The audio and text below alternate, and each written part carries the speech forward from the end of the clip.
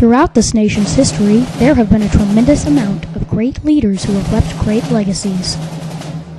Whether they be of the people or of the government, they have all done great things for our nation. Two which are brothers, John F. Kennedy and Robert F. Kennedy. Both tragically met their demise at assassins' hands.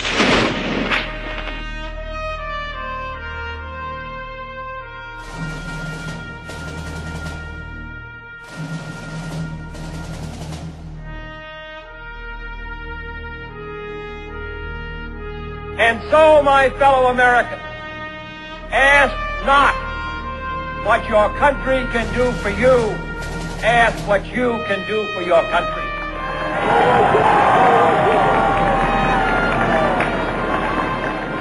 On May 29, 1917, in Brooklyn, Massachusetts, a boy who would someday change the world was born. This boy was John F. Kennedy. As a boy, John attended the Edward Devotion School, Noble and Greenhour Lower School, and the Dexter School through 4th grade. During John's 5th and 7th grade years, he went to Riverdale Country School, a private school for boys. In 8th grade, John attended the Canterbury School. Lastly, from his 9th to 12th grade year, John attended the Choate School. His last year at the Choate School, John was voted most likely to succeed. After school, John went into the military from 1941 to 1945. John served in both World War II and Solomon Islands campaign.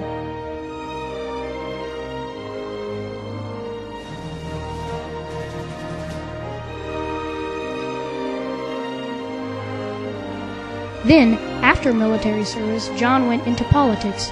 From 1947 to 1953, John served as the U.S. House of Representatives from Massachusetts' 11th District. Later, from 1953 to 1960, John performed the duty of the United States Senator for Massachusetts. And after that, on January 20th, 1961, John F. Kennedy became President of the United States of America. My fellow citizens of the world, ask not what America will do for you, but what together we can do for the freedom of man. As one of his first presidential acts, Kennedy asked Congress to create the Peace Corps. His brother-in-law, Sergeant Shriver, was the first director.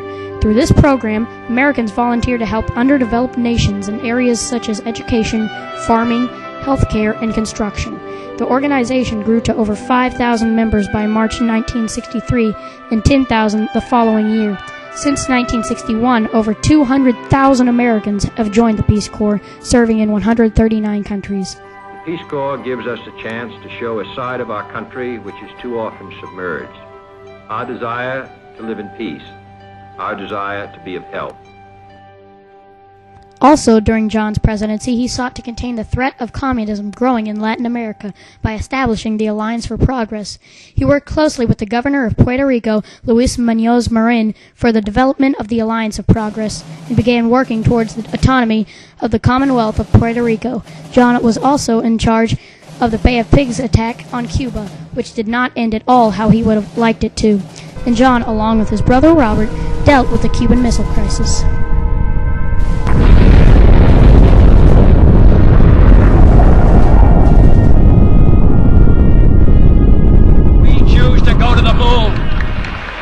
We choose to go to the moon in this decade and do the other things, not because they are easy, but because they are hard.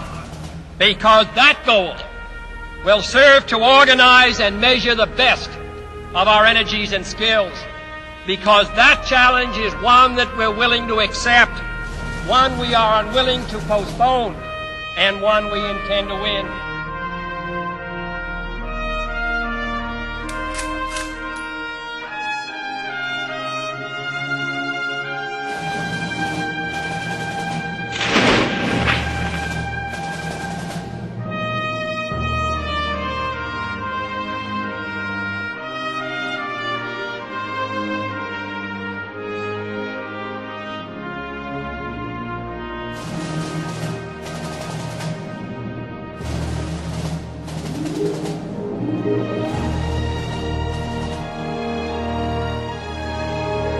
John F. Kennedy, a great leader and idol to many, sadly was not loved by all.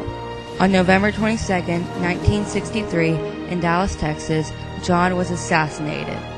There are many conspiracy theories about the assassination of John F. Kennedy.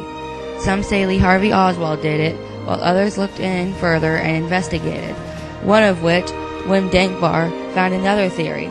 He was able to track down the man he thought to be the shooter, James Files, and interview him. More evidence and use this to get Kennedy's body exhumed. Also, a quote from newspaper article by McClatchy Tribune Business News from November 19, 2013.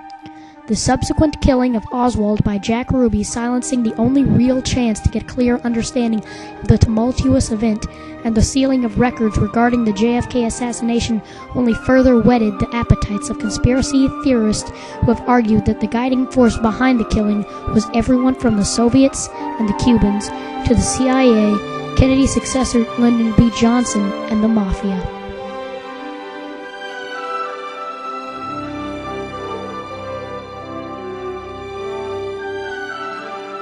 On November 20th, 1925, the seventh child of Joseph and Rose Kennedy was born in Brooklyn, Massachusetts. This child was Robert Francis Kennedy. Robert and John went to many of the same schools in their early life. Robert then went on to serve 2 years in the Navy as a seaman's apprentice and left on May 30th, 1946, and was eligible for several awards. In March of 1948, he graduated with a degree in political science from Harvard. After graduation, Robert sailed off for a tour of Europe and the Middle East as a correspondent for the Boston Post. After the tour, he enrolled at the University of Virginia School of Law, and on June 17, 1950, he married Ethel Skakel at St. Mary's Catholic Church. He then graduated the next year, and they had their first child, Kathleen Kennedy. In November of the same year, he and his family moved from Washington, D.C., and he got a job as a lawyer in the Internal Security Section of the Criminal Division of the U.S. Department of Justice. After being transferred and put in the Eastern District of New York in Brooklyn to prosecute fraud cases, he went to help manage his brother John's U.S. Senate campaign in Massachusetts. After that, he went from job to job serving as an assistant counsel of the U.S. Senate Permanent Subcommittee on Investigations to the assistant of his father on the Hoover Commission and back to his last job. After a while of this, he was appointed as Attorney General by John F. Kennedy, and this choice caused lots of controversy, because some said that he was inexperienced and amateur, but he was far from it. During his time as Attorney General, he fought hard against organized crime because it was one of the things that he despised the most. Also, he was a huge icon in the equality of rights for African Americans and Hispanics, and supported the abolition of the death penalty. Also, Robert was instrumental in helping to resolve the Cuban Missile Crisis. On November 22, 1963, when John died, Robert was shocked and changed by the death of his brother. He was greatly affected and he grieved over the death a lot, but after a while he accepted it, and 9 months later he became the Senator of New York. During the 4 years as a senator, he helped solve problems like Vietnam, poverty, and human rights. After the 4 years, he started to campaign for president, and after a while of campaigning, it seemed like he was sure to win the election. But when he went to California and met his end, it was too early to tell if he would have won. What we need in the United States is not hatred. What we need in the United States is not violence and lawlessness, but is love and wisdom and compassion toward one another, feeling of justice toward those who still suffer within our country, whether they be white or whether they be black. The U.S. was shocked by his death, and millions grieved over the terrible loss of this great man because of all his great accomplishments and attempt of making the world a better place. Both John and Robert have changed this world, for better or for worse. These two men left great legacies and have helped this world grow. Today, around 50 years later, we still grieve over the losses of two brothers. The Kennedy brothers.